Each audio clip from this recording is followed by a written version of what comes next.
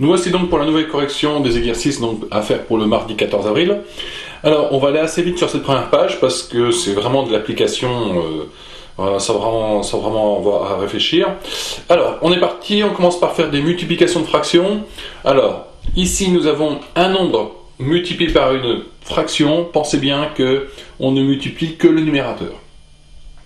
Ensuite, si possible, pensez à simplifier avant le calcul. Vous pouvez très bien faire 7 x 4, 28, et vous mettez 28 sur 6, et après vous simplifiez, mais on peut très bien se dire, voilà, 4 et 6, ils sont dans la même table, la table du 2, donc je peux tous les deux les diviser par 2, donc si je divise par 2, ça me fait, 4 divisé par 2, ça fait 2, 6 divisé par 2, ça fait 3, et il me reste 2 x 7, 14 sur 3. Voilà. Et là, par exemple, pour la deuxième question, vous aviez intérêt à faire la simplification avant. Si vous ne le faisiez pas, vous vous retrouvez avec un nombre, avec deux nombres immutables au-dessus et en dessous, et donc il va falloir simplifier beaucoup. Là, on va regarder s'il n'y a pas des nombres qui sont au-dessus et des nombres qui sont en dessous, qui sont dans la même table. Alors on est parti, 3 et 27 sont tous les deux dans la table du 3, donc je divise par 3, il me reste 1, je divise par 3, il me reste 9, 40 et 8 dans la table du 8, je divise par 8, il me reste 5, je divise par 8, il me reste 1, 25 et 15, ils sont dans la table du 5, je divise par 5, il me reste 5, je divise par 5, ça fait 3, 5 et 5 sont tous les deux dans la même table, la table du 5, je divise par 5, il me reste 1, je divise par 5, il me reste 1, là j'ai un 3 et un 9, ils sont dans la table du 3, je divise par 3, il me reste 1, je divise par 3, il me reste 3, et j'ai fini. Qu'est-ce que j'ai au-dessus? 1 fois 1 fois 1, 1, 3 fois en dessous, 3 fois 1 fois 1, 3. Cette fraction-là, si vous avez simplifié, vous étiez sans doute en galère si vous avez fait vraiment les calculs comme des bourrins. Par contre, il suffisait juste de regarder et en simplifiant, vous obteniez un tiers très facilement. Et ici, pour finir, alors il faut juste se souvenir que 12% c'est 12 sur 100 fois 45. Même chose, on pense à simplifier en cours de route. Donc ils sont tous les deux dans la table du 5, ça me fait 9. Ici, ça me fait 20. Ah, ils sont tous deux dans la table du 2. Je divise par 2, il me fait 6. Je divise par 2, il me fait 10. Table du 2, 3, 5. Ce qui me laisse 3 fois 9, 27 au-dessus et 5 en dessous. 12% de 45, ça fait 27 cinquièmes. Voilà ce qui est dit. Bon, voilà. Je passe assez vite, hein. Ce sont vraiment des choses calculatoires. D'ailleurs, la suite est aussi calculatoire. Donc, on a, dans un collège, on a fait une course de VTT. On a 9/16e des élèves qui ont fait du VTT, et parmi ces élèves, il n'y a que les 2 tiers qui ont fini la course.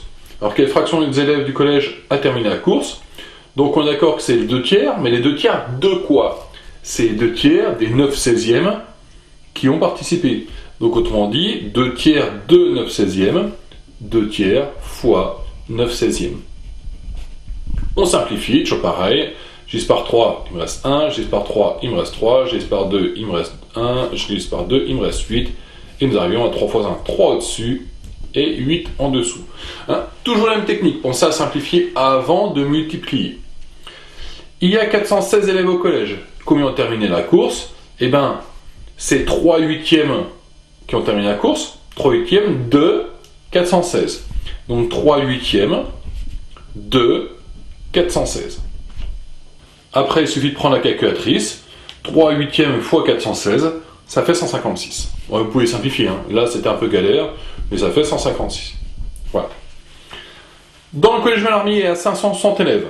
Parmi ceux-ci, 45% habitent à Sens, et parmi les élèves n'habitant pas à Sens, 33 habitent à Cron, et 28% des autres habitent à Paron.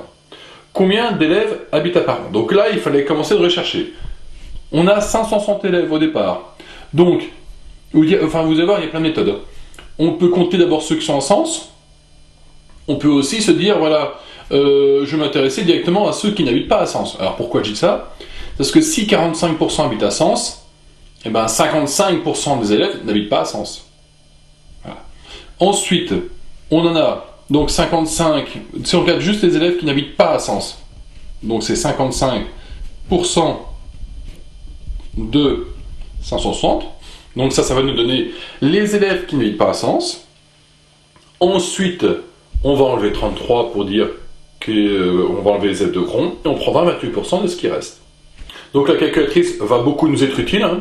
On est parti, 55% de 560, donc on fait 55 divisé par 100 fois 560, ou vous tapez exactement ça sur la calculatrice, tout marche. En tout cas, ça fait 308. Donc ça, je rappelle, ce sont les élèves qui n'habitent pas à Sens, hein, puisque 45% habitent à Sens, donc 55% n'habitent pas à Sens. 55% de 560.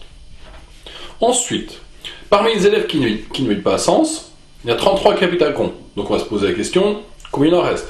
Donc je vais faire les 308 qui n'habitent pas à Sens, moins les 33, ça me fait 275.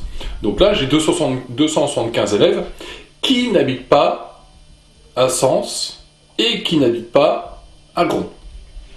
Ensuite, de ça, donc c'est tout ce qui reste, il y en a 28% qui habitent à Paron. Donc je fais donc 28% de ça, 28 sur 100 de 275, et vous prenez la calculatrice, pareil, ça vous fait 77.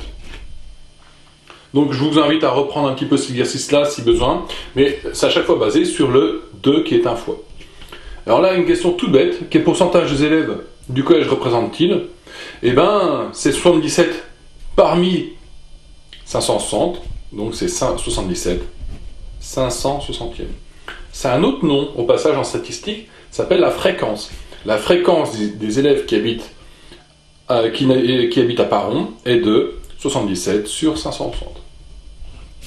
Allez, on est parti. Là, pareil, c'est un exercice, c'est plus pour s'amuser un petit peu qu'autre chose. Donc, il suffit de regarder à chaque fois. On devait poser deux dominos, et les dominos côte à côte, ils devaient exactement faire la même valeur. Donc, la première chose qu'on cherche ici, c'est, on a 4 dixièmes, on a collé quelque chose à 4 dixièmes. Donc, il va falloir trouver une fraction qui est égale à 4 dixièmes. Alors, plein de méthodes s'ouvrent à nous. On peut, par exemple, se dire, voilà, 4 dixièmes, et à chaque fois, j'essaye de le prendre en croix. Hein. Est-ce que 4 dixièmes et 3 neuvièmes, c'est pareil? On fait 4 fois 9, 36. 10 fois 3, 30. Ou alors, on peut simplifier. Si je fais 4 dixièmes, quand je simplifie, ça fait 2 cinquièmes. Et je cherche une fraction qui, quand je la simplifie, fait 2 cinquièmes. En tout cas, chose est-il que toutes ces méthodes-là marchent. Il ne nous reste plus qu'à faire les calculs. Alors, je vais vous montrer un petit peu les résultats. Hein. Là, 4 dixièmes et 8 vingtièmes, c'est x2, donc ça donne directement. Donc, j'ai 8 vingtièmes. Une fois que j'ai 8 vingtièmes, j'ai 1 tiers. Donc, j'ai fait ces dominos-là. 1 tiers. Oh, il suffit de regarder. Ici, j'ai directement 1 tiers. Ça se voit plutôt pas mal. Donc, ça fait 3 neuvièmes. 35 quinzièmes. Bon. Voilà, on est parti. 35 quinzièmes, si on simplifie, ça nous fait du 7 tiers. Bon, 7 tiers, ça tombe bien, on l'a ici. 7 tiers, 1 demi. Comme on reconnaît une fraction qui est égale à 1 demi, le numérateur est la moitié du dénominateur. Donc je cherche une fraction dont le numérateur est la moitié du dénominateur. Et bien je l'ai ici. À chaque fois, en fait, on n'avait pas le choix. Hein. Donc, vous n'allez pas vous casser la tête, est-ce que ça marche bien ce qu'on va trouver? Il marche bien, forcément. Ensuite, là, quand je simplifie par 7, ça fait 2 tiers. Et bien, si vous regardez, on va trouver quelque chose comme 2 tiers ici. Donc, j'ai 2 tiers. 35 28e. Pareil, en simplifiant par 7, ça nous fait 5 quarts. Je cherche quelque chose qui est égal à 5 quarts. Je l'ai ici. 5 quarts, 8 56e. Oh, si 8 56e, ils sont tous deux dans la table du 8, ça fait 1 septième. Ça tombe bien, j'ai 1 septième ici. Et pour finir, est-ce que ça et ça, c'est égal? Alors oui, c'est égal. Pourquoi? Parce que quand je simplifie ceci par 3, ça fait justement 4 neuvièmes.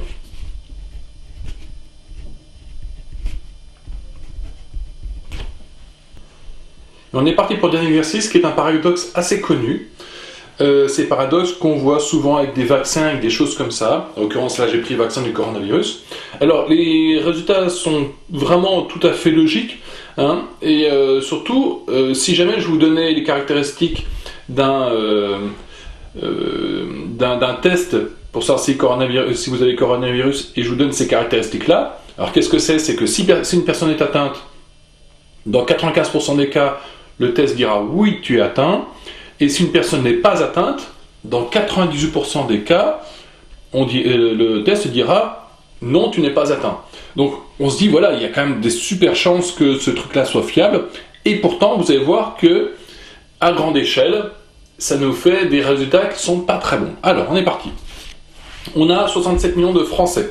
Hein, là, pour être précis, j'ai regardé hier, on est 66 990 000. On est bientôt 67 millions. Combien de personnes sont atteintes du coronavirus? Je suis parti du principe qu'il y avait 1% de la population.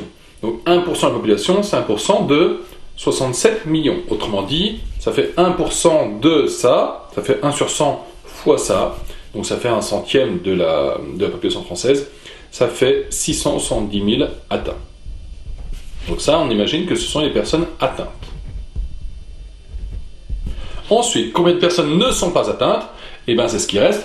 Alors, soit vous faites 99% de ça, soit on se dit, voilà, j'ai ça, puis j'enlève ceux qui sont atteints.